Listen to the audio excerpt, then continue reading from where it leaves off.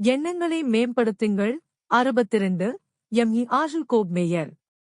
அத்தியாயம் 62. நீங்கள் இருமுறை வாழலாம். சர் கிறிஸ்டோபர் ரென் 17ஆம் நூற்றாண்டில் வாழ்ந்தார். உண்மையில் அவர் 17ஆம் நூற்றாண்டில் இருமுறை வாழ்ந்தார். அவருடைய முதல் வாழ்க்கை நல்ல கல்வி பெறுவது மற்றும் கிரெஷம் கல்லூரி மற்றும் ஆக்ஸ்போர்டில் வானியல் பேராசிரியராக பணியாற்றுவது ஆகியவற்றை உள்ளடக்கியிருந்தது. அந்த முதல் வாழ்க்கை 48 ஆண்டுகள் நீடித்தது. பின்னர் இதைச் செய்து முடித்துவிட்டேன் என்றும் மீண்டும் மீண்டும் அதைத் தொடர்வதில் எந்த பயனும் இல்லை என்றும் அவர் முடிவு செய்தார்.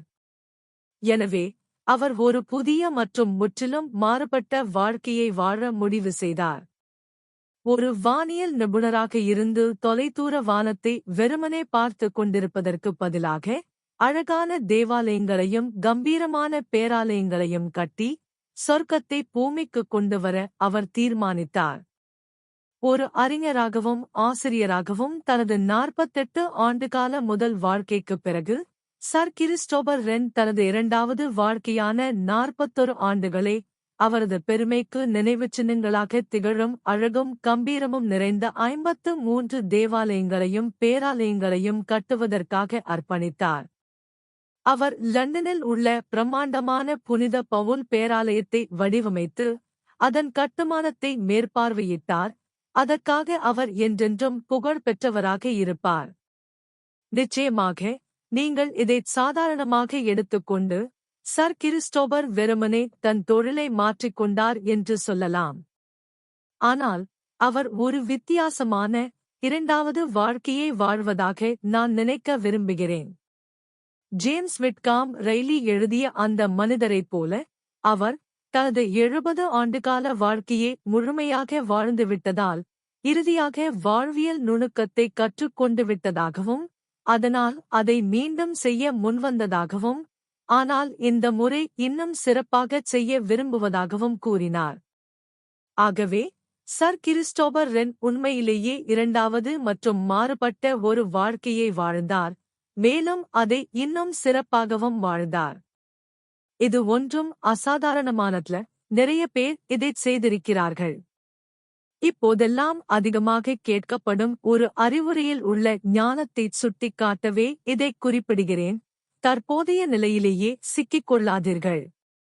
4 விதமான வாழ்க்கைகளை வாழ்ந்த ஒரு மனிதர் இருந்தார்.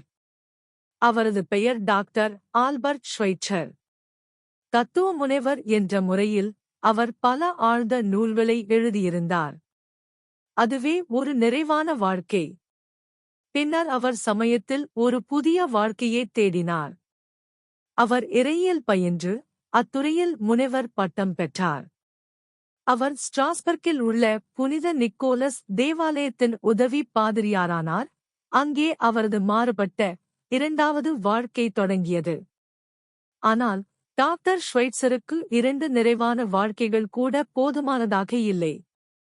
அவர் அழகான இசையை நேசித்தார், அதனால் அதை பயின்று அதில் தேர்ச்சி பெற்று இசையில் முனைவர் பட்டம் பெற்றார். பின்னர் அவர் எல்லா காலத்திலும் தலைசிறந்த கச்சேரி ஆர்கன் கலைஞர்களில் ஒருவரானார். தனது இசை வாழ்க்கையில் புகழையும் பாராட்டையும் அடைந்த டாக்டர் ஷ்வைட்சர் ஆப்பிரிக்க காடுகளின் ஏழை மற்றும் நோயுற்ற பழங்குடியினருக்கு சேவை செய்ய வேண்டும் என்ற தீவிர விருப்பத்தை உணர்ந்தார். எனவே அவர் ஒரு மருத்துவராகவும் அறுவை சிகிச்சை நிபுணராகவும் ஆவதற்காக படிக்கத் தொடங்கினார். இறுதியில் அவர் தனது 4வது முனைவர் பட்டத்தை இம்முறை மருத்துவத்தில் பெற்றார். ஒரு சிறந்த கச்சேரி ஆர்கன் இசைக்கலைஞராக பெற்ற புகழும் அங்கீகாரமும் நிறைந்த தனது வாழ்க்கையைத் துறந்து ஆப்பிரிக்காவின் வெப்பமண்டல காலநிலையில் உள்ள லம்போரினேவில் முற்றிலும் மாறுபட்ட 4வது வாழ்க்கையைத் தொடங்கினார். அங்கு மலைப்பாம்புகள், கொரில்லாக்கள், முதலைகள், காட்டுமிராண்டிகள் போன்ற ஆபத்துகள் நிறைந்த ஒரு பரந்த காட்டில் அவரது சிறிய குழு ஒரு இடத்தை உருவாக்கியது. அங்கே அவர் தனது மருத்துவமனையை கட்டி தான் மிகவும் வாழ விரும்பிய வாழ்க்கையை வாழ்ந்தார்.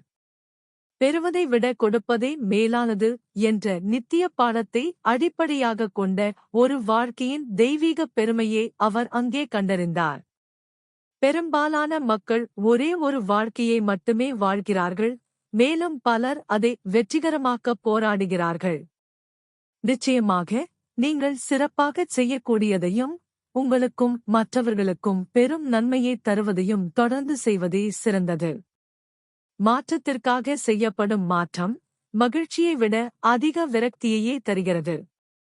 ஆனால் உங்களுக்கு ஒதுக்கப்பட்ட ஆண்டுகளை மந்தமான மற்றும் சாதாரணமான வாழ்க்கையில் நீங்கள் கழிக்க வேண்டிய அவசியமில்லை. அப்படியென்றால் புதிதாகத் தொடங்கி வேறொரு வேறுபட்ட வாழ்க்கையை வாழ்வதே சிறந்தது. ஒன்றை நினைவில் கொள்ளுங்கள், நீங்கள் நிகழ்காலத்திலேயே முடங்கி கிடக்க வேண்டிய அவசியமில்லை.